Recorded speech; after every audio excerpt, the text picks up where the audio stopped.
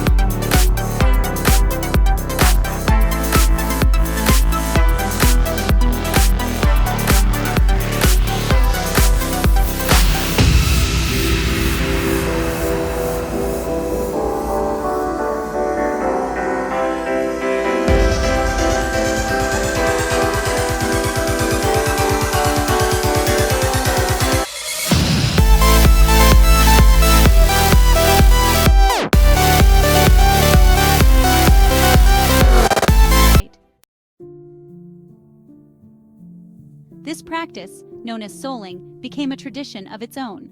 Children would offer prayers for the dead in exchange for soul cakes, small sweet treats.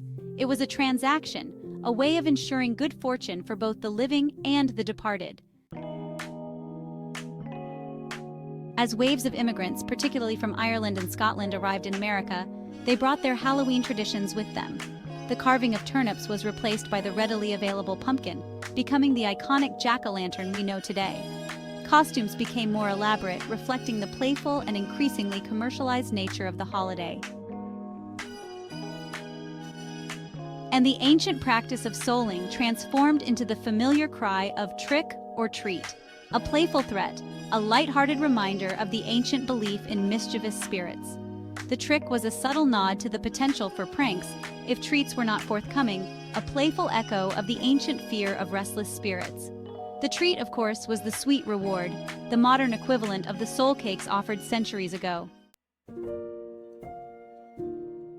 So, as you don your costume and venture out into the night this Halloween, remember the rich history behind the celebration. Remember the ancient Celts, their fear and reverence for the thinning veil between worlds. Remember the children who offered prayers for soul cakes.